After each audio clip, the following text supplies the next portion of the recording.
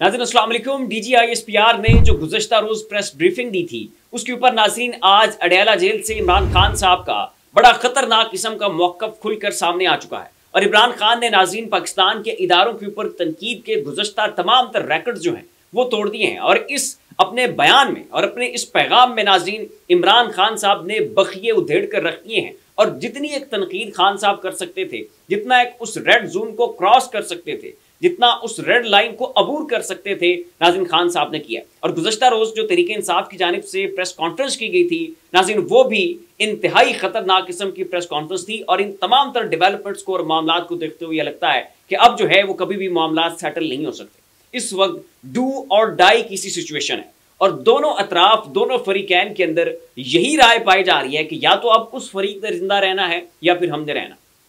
तो इदारा भी इस चीज के ऊपर तुल चुका है कि या तो खान माफी मांगे, या तो फिर इमरान खान सरेंडर करे, या तो फिर इमरान खान साहब खुद आकर इस चीज का एतराफ करे, पूरी कौम को एतमाद में ले और हमारा जो पल्लू है वो भी साफ करवाए और फिर हम जो है इसके इक्तदार की राह जो है वो हमवार कर सकते हैं।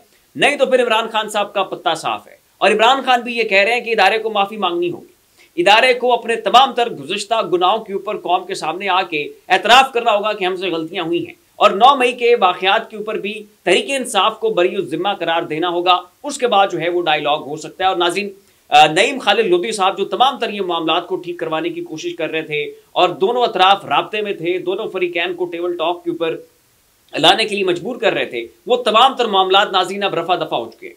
और फिल वक्त सरे दस्त किसी भी किस्म का कोई इम्कान नजर नहीं आ रहा है कि इनके मामला जो हैं वो आपस में ठीक हो जाए। और नाज़रीन खान साहब ने जो पैगामात भेजे हैं और जो अडयाला जेल से बैठकर ताबड़तोड़ किस्म के हमले किए नाज़रीन, वो बहुत खतरनाक है। सुने नाज़रीन खान साहब ने अपने जेल से भेजे गए पैगाम में क्या कहा है।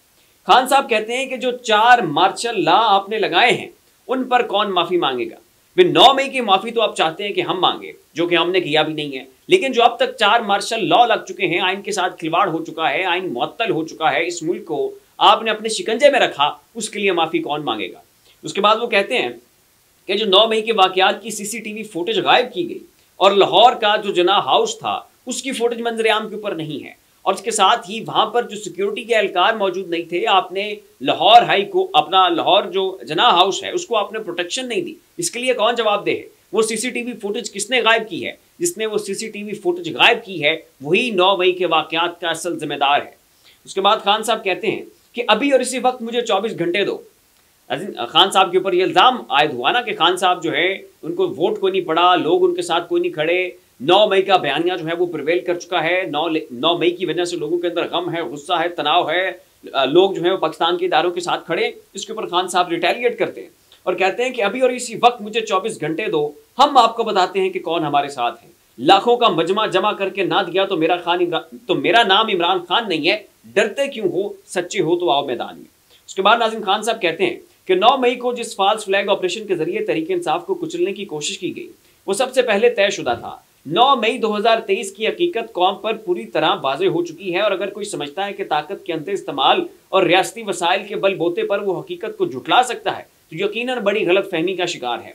चुनाचा मैं एक बार फिर दोहराता हूँ कि कौम को बताया जाए कि 9 मई 2023 को किसके हुक्म पर मुझे इस्लामाबाद हाई कोर्ट से नीम फौजी मुसल्ला दस्ते के जरिए अगवा किया गया।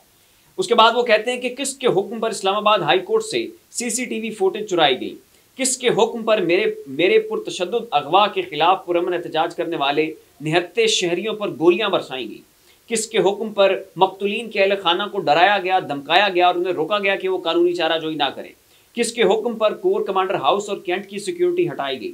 9 मई के वाकयात को तारीख के आईने में देखता हूँ तो मुझे 1971 के वाकयात से वाज़ेह मुमासलत दिखाई देती है।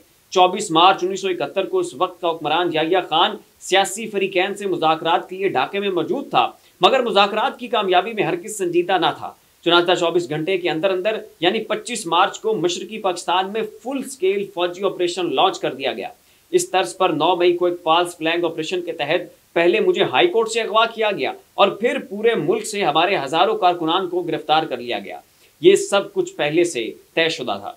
पूरे का पूरा रियासती निज़ाम झूठ और फ्रॉड पर खड़ा है। साबिक चीफ जस्टिस उमर अता बंदियाल ने 14 मई को इलेक्शन कराने का हुक्म दिया था तो धरने और एहतजाज लॉन्ग मार्च के जरिए उनको धमकाया गया, जिस पर उन्होंने मामला जिरगे के सुपुर्द किया। जिरगे में ये बात वाज़ेह तौर पर बयान की गई है कि नवाज शरीफ तब तक वापस नहीं आएगा जब तक फायज ईसा चीफ जस्टिस नहीं बनता। निगरान वज़ीर आज़म काकड़ ने हुकूमती जमात के एक रुकन को फार्म 47 का ताना देकर न सिर्फ सारे राज का पर्दाचाक कर दिया है बल्कि हमारे मौक़िफ़ को भी दुरुस्त साबित किया है।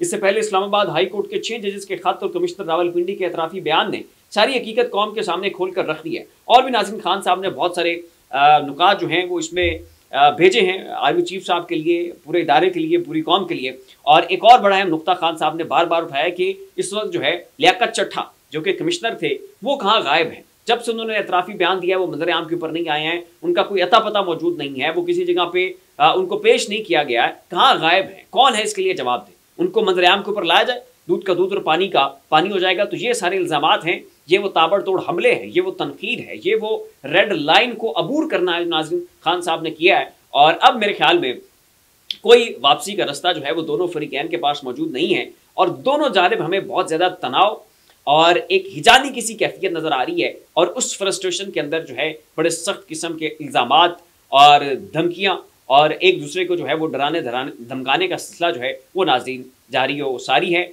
और एक दफ़ा फिर मैं कह दूँ कि अब हमें मुस्तकबिल करीब में इन दोनों सुरमाओं, इन दोनों फरीकैन के दरमियान मामलात सेट होते हुए दिखाई नहीं दे रहे। मामला जो है वो अब रेजिस्टेंस की जानिब बढ़ रहा है और आए रोज़ इस कशीदगी में इजाफा होता चला जा रहा है। तो इतना ही। ऐसी मजीद लम्हा बलम्हा अपडेट्स के लिए हमारा चैनल ज़ाविया सब्सक्राइब कर लें। शुक्रिया।